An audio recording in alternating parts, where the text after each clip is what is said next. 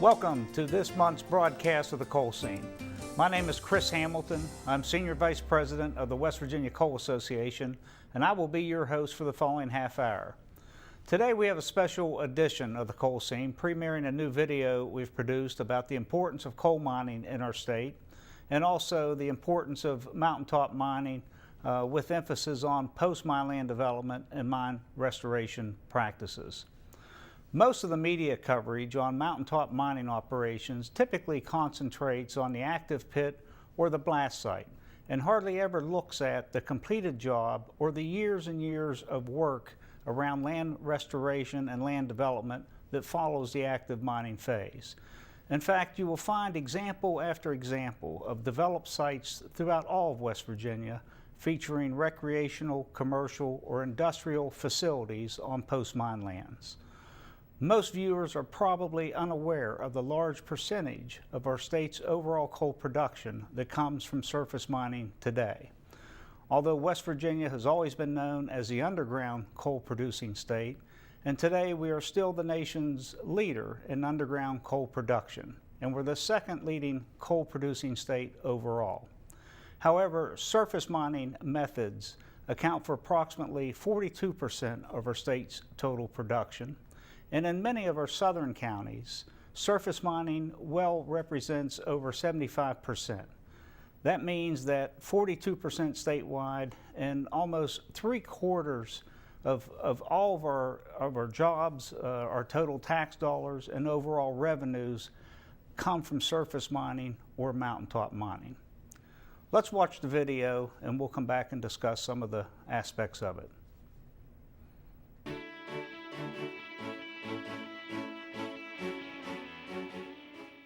The quality of life we enjoy today is a result of the energy we have harnessed to work for us. From the moment electricity powers our alarm clocks in the morning, we as a society depend on various forms of energy to cook food, transport us, and provide lighting and power to do our jobs. The internet and the computers that are intertwined in our daily living and jobs takes 13% of all the electricity produced. Providing energy for our society needs also provides thousands of jobs and a tax base from which our schools, emergency services, and roads are supported. West Virginia has always shared its variety of natural resources with the nation, and the mining of coal has long been one of West Virginia's leading industries. Generations of coal miners have mined the coal that helped win wars and power America. As the world has changed, so has coal mining. Today's mining is a planned out, engineered, and documented process where not a single shovel of soil is moved without knowing where it's going. However, in recent years, with the popularity of becoming a green society, coal and one part of the mining process has had many misconceptions spread about it. West Virginia is literally sitting on the potential to be the nation's energy center.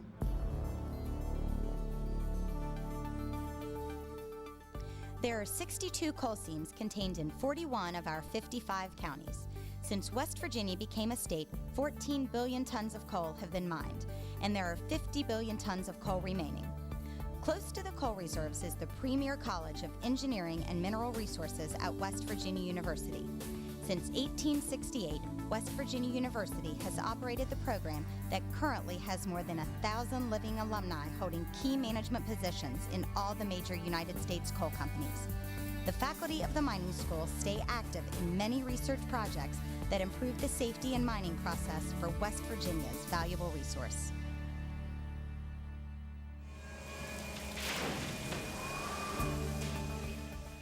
Basically, there are two ways for mining coal. Both methods are highly regulated and well-planned processes.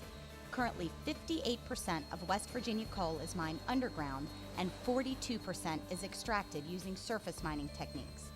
Mining engineers use the factors of geology and economic considerations to decide which method and equipment will keep the extraction costs to a minimum.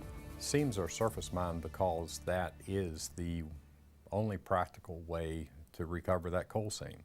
They're usually near the top of a mountain under very low cover. That is, there's only a couple hundred feet of rock at the highest point above that seam. It can't be safely deep mined, even if it's thick enough, because the rock above it is just simply not competent. Then when you apply all the factors that reduce the mineable reserve, like you need to start under about 100 feet of good solid cover. And if you only have 200 feet of mountain to begin with above your coal seam, that leaves practically nothing to actually mine.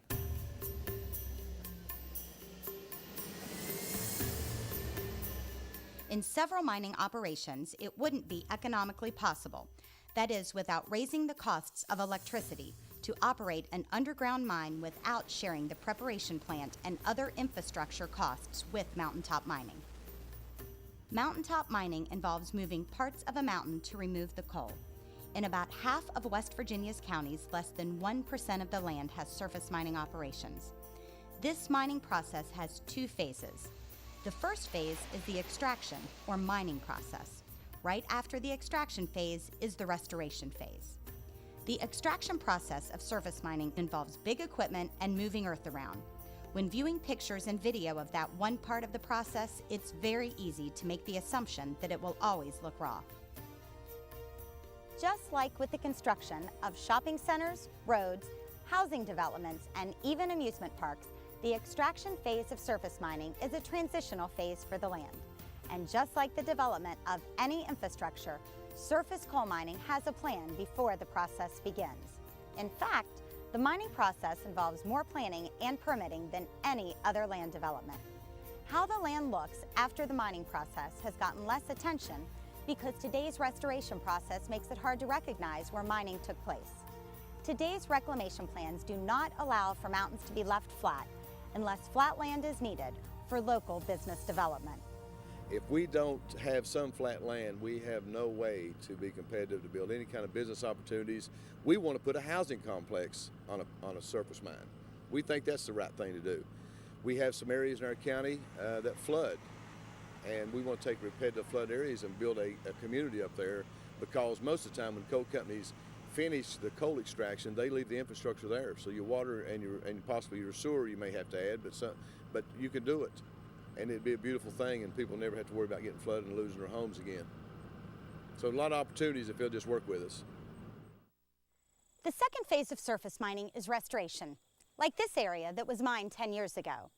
While the restoration process hasn't received much media attention, it is intertwined with the mining process and begins as soon as the coal is extracted. Mountaintop restoration is accomplished by a plan that is approved by multiple agencies. As a result of restoration plans for mountaintop mines, wildlife thrives on many former mine sites because there are more ponds, wetlands, and generally a better food supply available from planned plantings and waterway construction. Once the various coal seams are removed, the reclamation process begins. The area is graded and configured according to a strictly regulated plan that's been approved by both state and federal mine agencies. The plan may call for development of wildlife habitat, reforestation with hardwoods, or a form of commercial site development. Several mine operations have quietly become Little League baseball and soccer fields, school sites, golf courses, business parks, and sites for prisons. You can't get a permit unless you have an after use for that land. So everything we do now is being reused. There's nothing being wasted. There's schools, highway systems, industrial parks, agricultural land, farmland. Everything has a use. There's nothing just being left wasted. Once the mining operation has moved into the reclamation process, most people can't tell what has been mined and what has not. Let's see if you can tell. Farmland in Roane County. Reclaimed land in northern West Virginia. Farmland in Greenbrier County. Reclaimed land in southern West Virginia. Rural in character and rich in natural resources, the modern coal industry enriches our state and preserves our scenic beauty. West Virginia Coal, mining with responsibility and commitment to community and environment. By law, mountains are to be restored to approximate original contours. Would you believe this is an 18-year-old mountaintop mine? Not what you expected, is it? For more than 30 years, West Virginia has practiced responsible mountaintop mining. That's good for the land and good for West Virginians. Over time, Mother Nature lends a helping hand, and soon it's hard to tell what was mined and what was not. Mountaintop mining, beautiful, rugged mountains. We can have both. That's the way it ought to be. Valley fills are everywhere there's ever been construction throughout the Appalachian Mountains. Take road building, for instance. Every place a road cuts through a mountain, the material is used as fill to bridge the gap. When land is developed for shopping centers or commercial sites, the material from the top is used as fill. In the mining process, the rock and earth that is removed to extract the coal is relocated to naturally occurring crevices. These are called valley fills, even though they occur in the upper portions of the mountain terrain. All of the moved material came from the site and is compacted as it's placed to secure it from moving.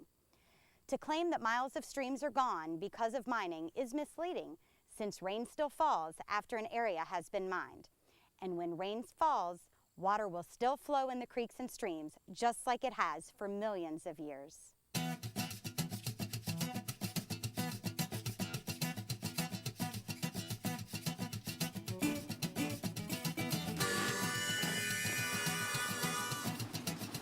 Reclaimed mine sites have sprouted tourism industries like the Hatfield-McCoy Trail. The trail system was created by the West Virginia legislature to generate a tourism industry in 9 southern West Virginia counties utilizing reclaimed mine sites. Currently, over 500 miles of off-road trails are in operation year-round, and the trail system has created over 50 new businesses in the area. This is one of the best projects ever for Southern West Virginia. Southern West Virginia did not have tourist attractions. This was not a location for destination tourism. The Hatfield-McCoy Trail System has actually created a destination tourism location. Each year we bring in approximately 30,000 riders. Of those riders, 90% of them are non-West Virginia residents. This is a very good example of post-mine use. This is where partnerships are formed. The trail system partners with over 300 companies, coal companies, timber companies, gas companies, to make this trail system happen. If it weren't for our partners, if it weren't for the coal companies allowing us to use this property, there wouldn't be a Hatfield-McCoy Trail System. You wouldn't have those 50 new businesses. You wouldn't have those 200 jobs. This tourist attraction wouldn't exist in southern West Virginia. The beauty of the Hatfield-McCoy Trail System is that we can work around the industry. The industry holds the property for mineral extraction. They leave behind roads that we turn into trails.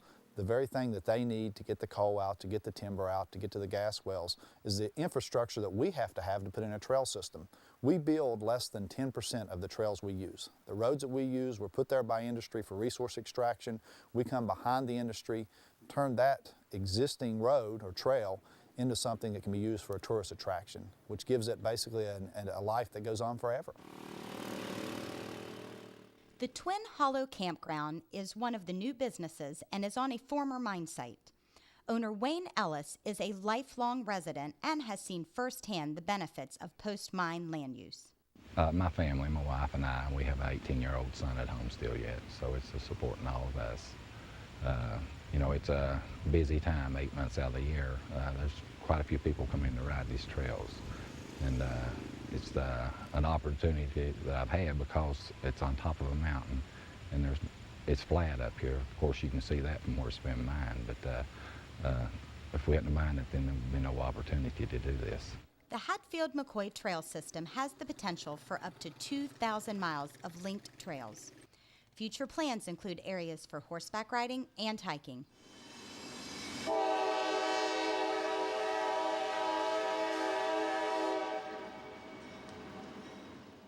The coal mining industry is the fuel that keeps the heart of southern West Virginia counties going. Every facet of life is intertwined with coal mining in many, many towns such as this. As far as the businesses, the community involvement, the programs for the kids, the little leagues, anything that happens in this area and the things that we love will go away because there will be no people left. We will have to leave because there are no other options. There are no other jobs that will provide this level of income for this many families, and the tax base will go away. We will have no publicly funded programs because there will be no money left in this area.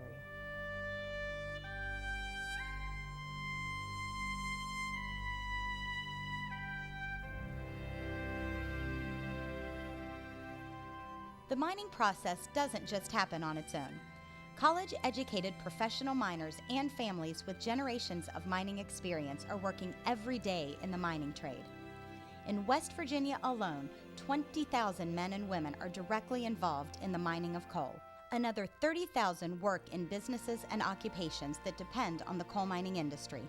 That's a total of 50,000 people, or about everyone living in the Charleston, West Virginia area. The miners and the mining operations account for over $2 billion of paychecks annually and $17 billion of economic activity. Miners are proud of the jobs they do for the industry. Michael Fox is a fifth-generation coal miner. When you see pictures on the news or whatever, looking down on something, yeah, it does look awful bad. But you come back 10 or 15 years later, and you can't hardly depict on what's being mined and what has not been mined. I mean, they do such a good job now at the reclamation that it is hard to distinguish. Coal severance taxes provide revenues for all 55 counties, support basic infrastructure projects, and needed educational and governmental programs for the less fortunate and senior citizens. Coal supports our street department, our fire department, our police department, all the maintenance that we have to perform on streets. Our revenue is generated from coal. We try to spend a lot of tax money back on our kids. We think that's the place to put it. And the coal severance money allows us to fund libraries, to build ball fields, parks. We have community projects. Until we get mainline sewage, we take care of a lot of sewer problems. We work on infrastructure, water. A lot of that is from our coal severance tax because the other taxes were mandated to, we're the financial agents for the county. We take care of our normal budget, the constitutional office holders, the sheriff, and circuit clerk, county clerk, prosecuting attorney. Those are mandated efforts that we have to do. But by having this coal tax, it gives us a lot of flexibility to do other things that people feel and touch back within the tax base. West Virginia miners have been producing around 160 million tons of coal a year over the past decade. To keep the coal flowing and providing energy for our nation and a solid tax base for government, the industry will need to prevail over some legitimate challenges. Global climate change and the environmental assault on the mining process are the biggest threat to the value of our coal. The coal industry and the power plants have been developing and installing technology that reduce and capture the carbon emissions. Since 1970, while coal production has tripled, emissions from coal-fired power plants has been cut in half. New technologies have eliminated particulates and ozone contaminants. Today, the largest remaining challenge involves capturing and controlling CO2. The Mountaineer Power Plant in New Haven, West Virginia began capturing and storing CO2 in the fall of 2009. This is the first location in the world to actually put the technology in place to reduce coal's carbon emissions. Opponents to mining Appalachian coal have skillfully used the judicial branch of government to slow the permitting process, effectively stranding millions of dollars of investments. Permits for future mining already take years to approve because of all the detailed planning that's involved. The court system has become bogged down by claims that miles of streams are being buried. Most of what is being labeled streams are actually dry most of the time because water only flows in them when it rains. Common sense says that rain will still fall and water will still flow, supporting insect and wildlife populations whether or not an area has been mined. Coal makes 52% of this nation's electricity, and it will continue to be a major component of our nation's energy mix. It is impossible to quickly switch to new sources of energy. The permitting and construction of power plants can take more than a decade. So the real issue is not whether we'll continue using coal. The real issue is where it will come from and who will benefit. The Appalachian region is competing with Western and foreign coal sources to be the provider of energy. Not only do we depend on foreign sources of oil, but foreign coal sources as well. Coal mined from overseas is done without the environmental regulations and restoration practices that we have in place on American soil. The Appalachian coal industry has the capacity and an extraordinary experienced labor force ready to continue mining coal. The coal industry's environmental specialists, like its safety specialists, are the best in the world. They work in their professions like they have for generations with pride for a job well done. Every day they build ponds, plant trees, and monitor water quality. They don't talk much about it, they don't march about it. They want the work they do to speak for itself. Our region has nearly 1/2 of the nation's coal reserves. We must do everything within our power to support the coal industry to safely and with a green conscience mine coal. As America grows in her energy needs, we are poised to capitalize on the high growth opportunities the domestic energy industry will have. Our miners on the average make $50,000 to $60,000 a year. That's buying power in local communities for cars, homes, utilities, groceries, and college tuitions. If you're going to live here and you're going to make a good living and have good benefits, you're a coal miner. We often think of the repair shops, the vendors, the people supplying the diesel fuel, the vendors supplying the explosive agents and so forth. But then you have to think about, where did this mining permit come from to begin with? And that's typically done by an outside engineering firm who employ skilled technicians. We're looking at laboratories that do the water monitoring. We're looking at labs that do the testing of the rocks, for instance. When we do core drilling, we have to talk about the folks who go out and do the geologic studies and investigations to begin with. These are highly skilled, well-paid jobs that we're talking about. Mining is a viable industry that employs 50,000 West Virginians and supports 13% of the state's gross product. It's an industry that supports other business development and a thriving tourism business where people come from all over the world to enjoy our natural resources. You know, we can look at coal at this stage in its evolution as being a bridge to whatever is next. The coal industry is good at producing coal. The electrical generation industry is good at generating power. Now, it's the government, the policymakers, the elected leaders that need to be looking forward and saying, what is the practical path forward? And let's let market forces determine where our next source of energy is going to come from.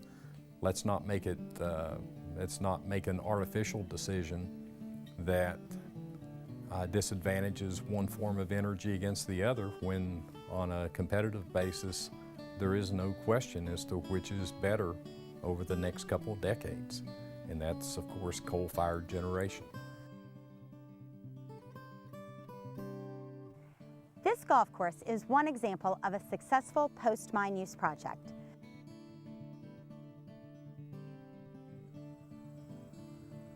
The course was laid out by Mr. Pete Dye, who incorporated many of the elements from the land's coal mining past into an award-winning design. Responsible mining practices are in place that resulted in this tourism attraction. Every mine site has the potential to provide its local community with many development opportunities. Our Appalachian region can become our nation's energy center.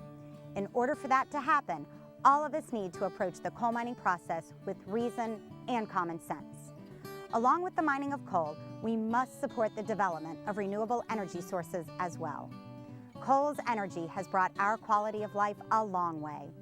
Coal is still an abundant, affordable, and reliable source of energy for our nation. With the technology developments that are happening and proper planning for its extraction, it's becoming a cleaner, greener energy source for all in our society.